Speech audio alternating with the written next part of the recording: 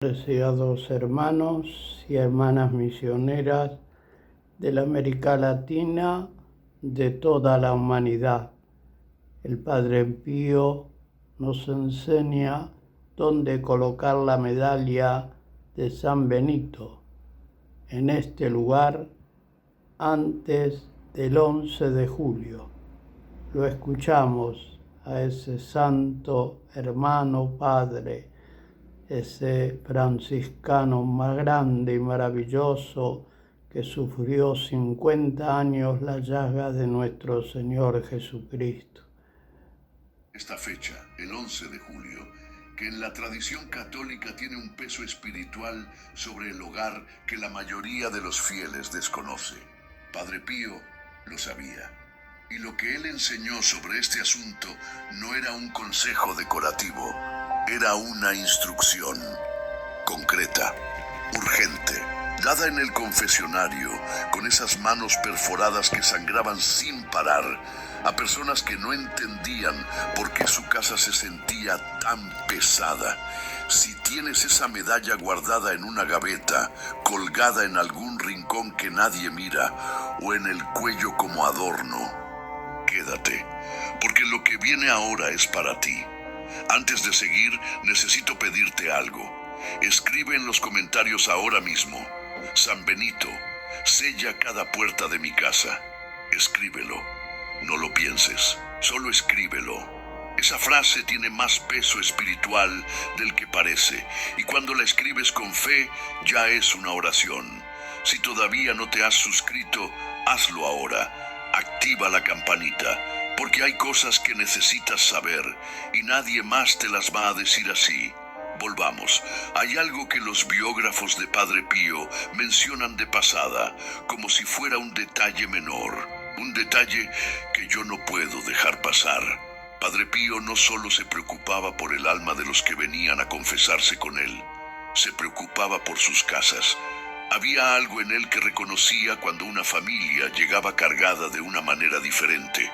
No cargada de culpa, no cargada de tristeza, cargada de algo que se había instalado entre las paredes. Algo que viajaba con ellos, sin que se dieran cuenta. Él lo veía antes de que abrieran la boca.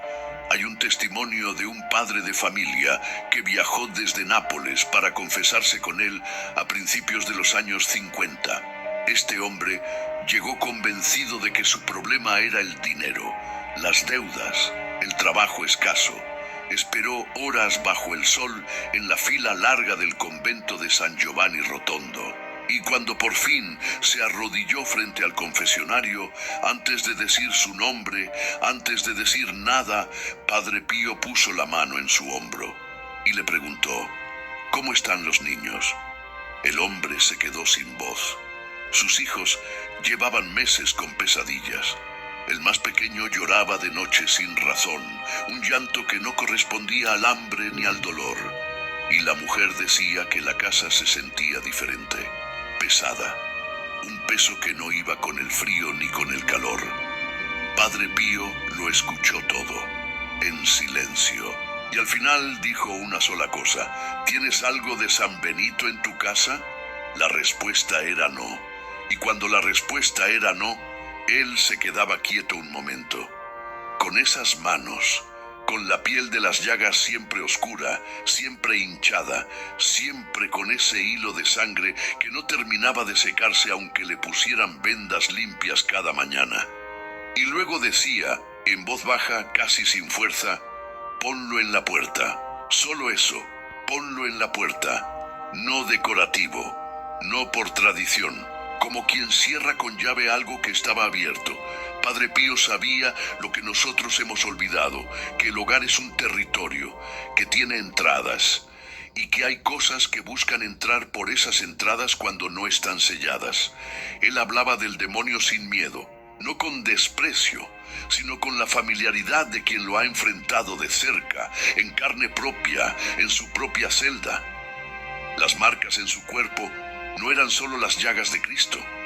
Sus hermanos de convento los encontraban a veces de madrugada, él en el suelo, la celda revuelta, objetos tirados, un olor agrio que llenaba el cuarto, un olor que no correspondía a nada.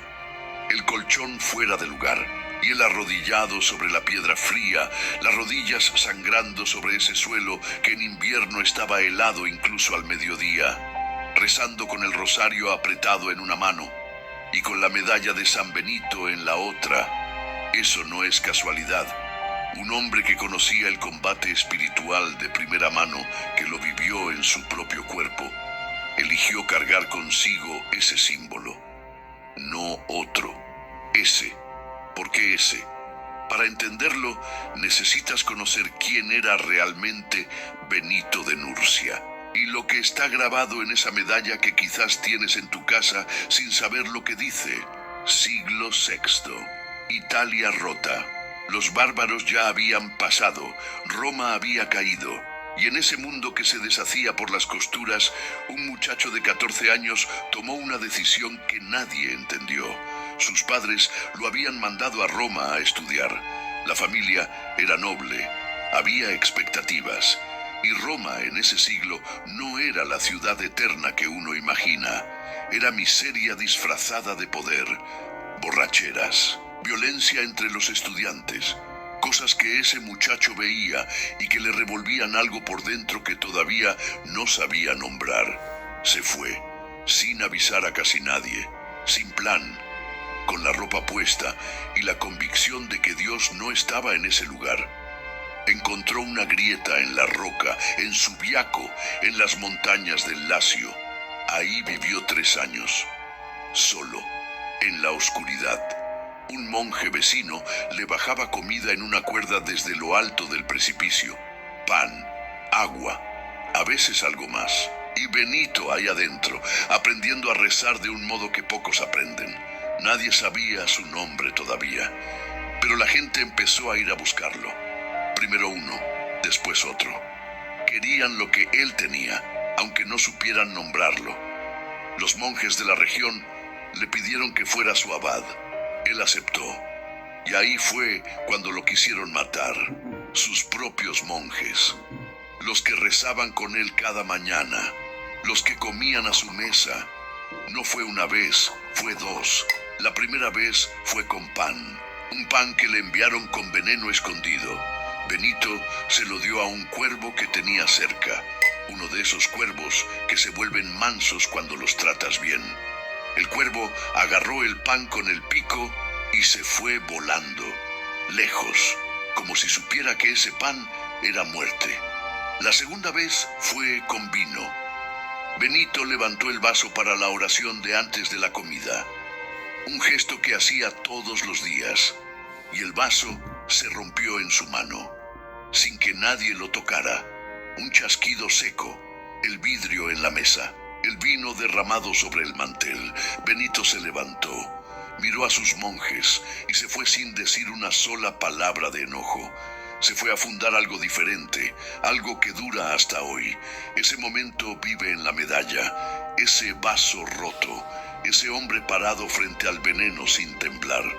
La medalla de San Benito no es decoración, es ese gesto hecho metal, es la declaración de que el mal puede estar en la mesa, puede estar en la copa, puede estar en la mano de alguien que sonríe, y aún así no pasa. Mira la medalla ahora, si la tienes cerca. En el frente, San Benito. En una mano, la cruz. En la otra, su regla, el libro que escribió para que los monjes supieran cómo vivir. A sus pies, el vaso roto. Y el cuervo. En la parte de atrás, letras. Letras que casi nadie entiende, pero que la Iglesia usa desde hace siglos en ritos de exorcismo. Crux sacra sit mihi lux. La Santa Cruz sea mi luz. Non draco sit mihi dux. Que el dragón no sea mi guía. Vade retro satana, nunquam suade mihi vana. Aléjate, Satanás, no me arrastres hacia lo que no vale nada. Sunt mala quae libas, ipse venena vivas. Lo que me ofreces es veneno, bébelo tú. Eso no es folclore. Es un exorcismo miniatura que cabe en la palma de la mano, y el 11 de julio es el día en que la Iglesia venera a este hombre, la fecha en que los católicos de todo el mundo elevan su nombre en la misa. la fecha en que su intercesión, según la devoción de siglos, está especialmente cerca. Por eso lo que viene ahora importa más de lo que parece, porque tener la medalla no es suficiente. Lo que importa es dónde está. Padre Pío no decía solo ten la medalla, decía ponla en la puerta, y esa diferencia es todo. El hogar tiene entradas, no solo físicas. Hay puntos en una casa donde la oscuridad busca entrar, puntos donde la gracia necesita estar presente. La tradición católica lo sabe. Los santos que vivieron el combate espiritual lo sabían, y ahora lo vas a saber tú. Piensa en tu casa, ahora mismo. Recorre cada rincón en tu cabeza, la entrada, el pasillo, el cuarto de tus hijos, tu habitación, la cocina. ¿Dónde está la medalla de San Benito? En una gaveta, en el fondo de una bolsa que no abres, colgada en algún cuadro que está tapado por otro cuadro. La puerta principal es el primer lugar, no el interior. La puerta misma, el umbral. En la tradición hebrea que heredó la Iglesia, el umbral no es solo arquitectura, es el límite entre lo de afuera y lo de adentro, entre lo desconocido y lo protegido.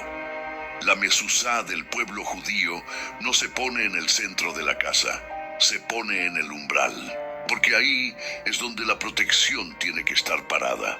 La medalla de San Benito, fijada en el marco interior de esa puerta, lo más alto que puedas alcanzar, actúa como sello sobre ese umbral. No la pegues con cinta adhesiva como quien deja algo provisional. Clávala, con intención, con la decisión de que eso es permanente. El cuarto de tus hijos es el segundo lugar, sobre todo si hay algo que no cuadra, pesadillas que no pasan, una tristeza que no tiene nombre, miedo a la oscuridad que ya tendría que haberse ido, conflictos que llegan sin razón, o simplemente esa sensación que tú tienes cuando entras al cuarto, aunque no puedas decir qué es lo que sientes.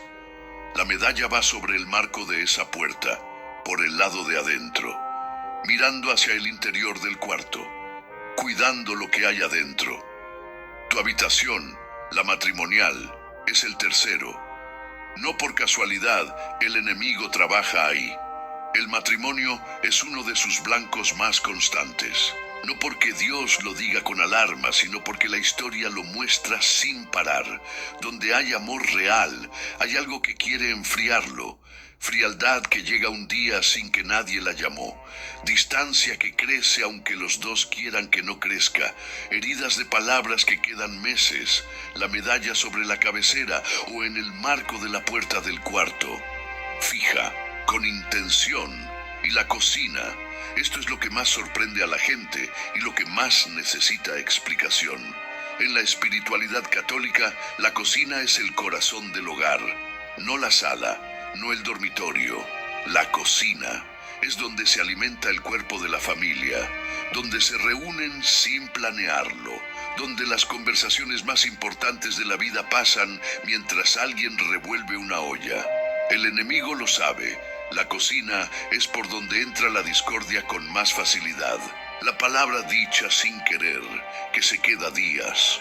El cansancio que se convierte en indiferencia, la irritación pequeña que se hace grande, una medalla de San Benito ahí, discreta, en un rincón del marco de la ventana o en el interior de un armario, no como amuleto, sino como presencia espiritual real, como declaración de que Cristo es bienvenido en ese corazón del hogar. Pero antes de que vayas a colocar... Damos gracias al Señor porque es bueno y seguimos el consejo de el Padre Pío de que la medalla de San Benito esté colocada en la puerta de entrada del hogar, en la puerta donde duerme el matrimonio y donde duermen los niños. Y también en la puerta de la cocina, donde se toman las grandes decisiones y se producen siempre los diálogos en la familia. Nos ponemos ahora en la presencia del Señor misericordioso, el Señor de la luz, del amor y del perdón, y pedimos su santa bendición sobre todas las familias de la humanidad, en el nombre del Padre, del Hijo y del Espíritu Santo. Amén. Demos gracias al Señor porque es bueno, porque grande, eterna y amable es infinita su santa misericordia. Mucha paz, muchas bendiciones en familia. Amén.